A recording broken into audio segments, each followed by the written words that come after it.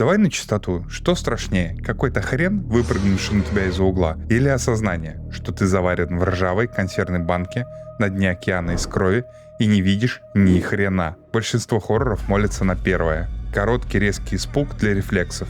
А сегодня игра, которая не пугает тебя вообще. Она делает кое-что похуже. Берет за шкирку и медленно ведет к неизбежному. Маленькая инди-поделка Iron Lung. И да, сразу, это не survival horror, даже не спорь, нет и точка. Но механика под ней, чистейшая ДНК выживания, доведенная до абсолюта.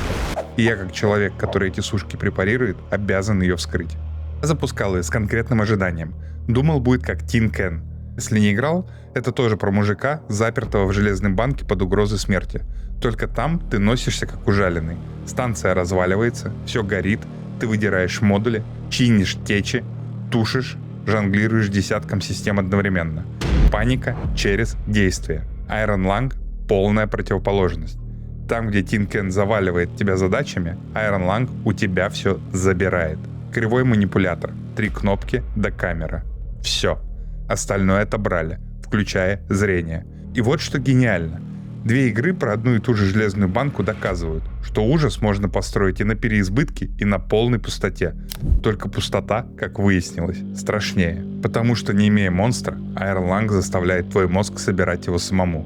Бесплатно. Я в прошлом разборе объяснял, почему скример — дешевый одноразовый удар. Так вот, это его полная противоположность. И запомни, в самом финале игра совершит одну ошибку, которая докажет все, о чем я тут говорю. Сначала контекст. Он тут половина ужаса. Будущее, где кто-то нажал Delete на все звезды. Событие «Тихое вознесение» стерло планеты. Человечество гниет на станциях. Ресурсы кончаются. Последняя надежда — Луна АТ-5 с океаном из крови. Человеческой. И да, весь остальной лор игра прячет в терминале. Целая база знаний по ключевым словам. Фанат покопаться — копай, там глубоко. Но нам сейчас не до пересказа лора. Так что забиваем и едем дальше. Про тебя. Ты безымянный зэк, приговоренный к вышке. Тебе говорят: спустись в этот кровавый океан на ржавой банке СМ-13, сфотай пару точек и свободь. И вот тут я сразу почувствовал, что это никакая не миссия, это казнь. Смотри сам, ты зэк, вокруг конец света. Все мы по большому счету уже трупы. И тебя суют в океан крови размером с планету.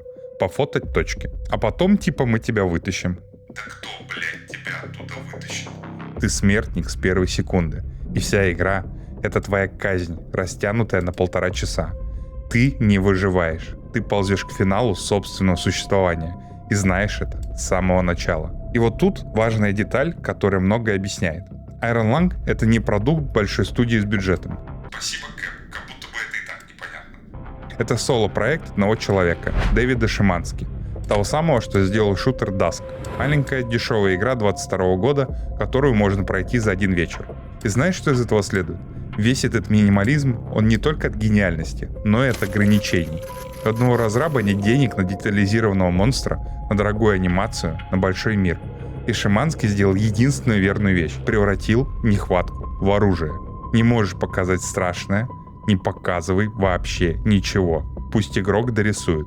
Это, кстати, главный урок для любого инди-хоррора. Твое самое сильное оружие — это то, что ты зрителю не показал. Люк заварен снаружи. Иллюминатор — стальная плита, потому что давление раздавит стекло к херам. Двигаешься примитивным сонаром. 3 кнопки — по оси X, по оси Y, смена угла. И карта. Только карта — это отдельный вид издевательства. На ней есть точки интереса, а тебя на ней нет. Ты не видишь, где ты. Прикидываешь свое положение на глаз и строишь маршрут вслепую. Я первые полчаса просто въебывался в стены раз за разом, пока не допер, что мы передвигаемся вот по этим координатам. Это X и Y, а на карте этот контур — это границы. Да, полчаса. Напиши в комментарии мой приблизительный IQ. Легко можно было бы сказать: кривой дизайн, неудобно, но нет, это специально. Игра могла бы поставить точку «ты здесь», она этого не делает намеренно. Потому что дезориентация — это и есть страх. Ты не герой-пилот, уверенный ведущий судна. Ты слепой оператор, который тыкает цифру в машину и молится. Единственные твои глаза — убогая внешняя камера, черно-белый экран, зернистые снимки. Казалось бы, вот оно, спасение, но фоткаешь, а там дно, муть, пузыри, помехи. Ни хрена. Каждый снимок не ответ, а новый вопрос. Там что-то есть, но что? Додумай сам. Но и то, от чего меня прошибло, когда я задумался. А что это за камера? Какая вообще камера может передавать изображение через гущу крови? Рентген. А если это рентген, то это точно кости мы видим вот здесь. Кстати, фоткать можно и стены. Мелочь работает на погружение. Одного мне тут не хватило. Узких коридоров, где рулить надо было бы только по камере. Вот это было бы гениально. Но этого нет, и это, пожалуй, единственный реальный минус игры. А теперь про прием, на котором держится вообще вся игра. У него есть умное название – сенсорная депривация. Звучит как медицинский диагноз, но на пальцах это простая штука. Это когда у тебя отбирают органы чувств. Завязали глаза, заткнули уши, посадили в пустую темную комнату. Вот это оно.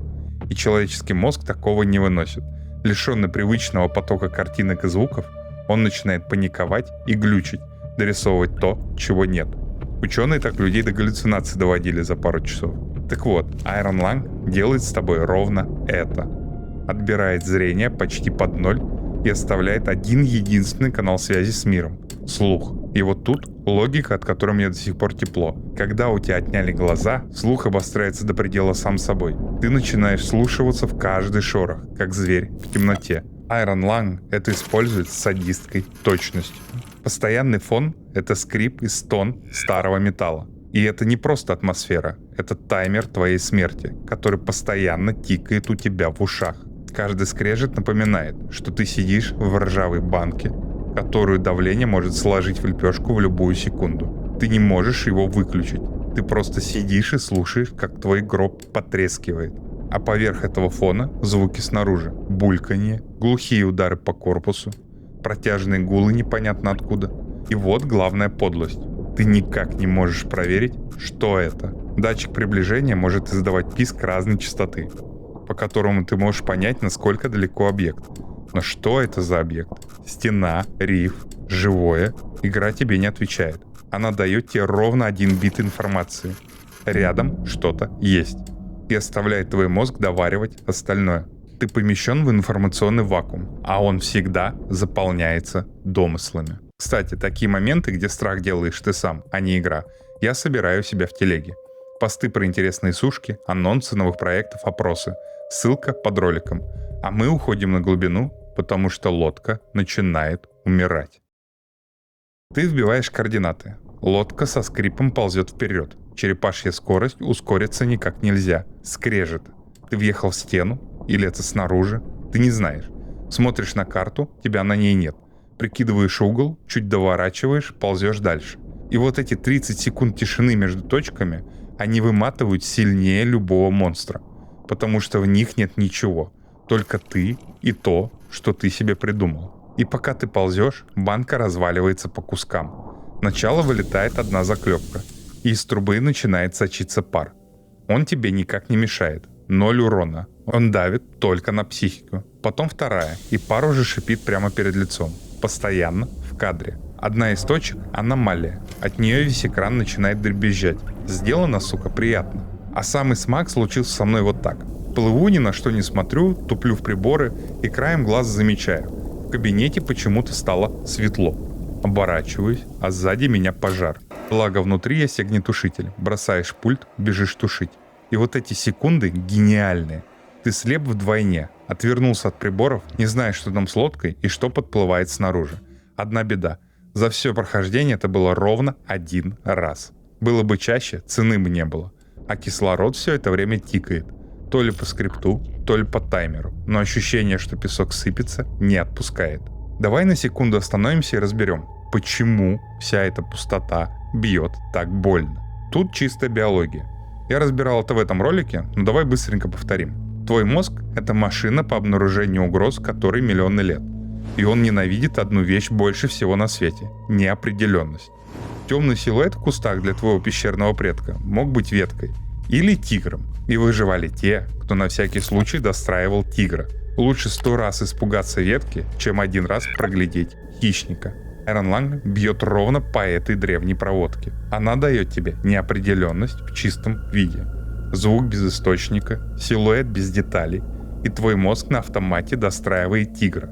Каждый раз. Вот в чем разница со скримером. Скример — это внешний удар. Кто-то прыгнул на тебя. А здесь монстр генерируешь ты сам, изнутри, из своих личных страхов. И он всегда будет страшнее любого, которого могут нарисовать художники.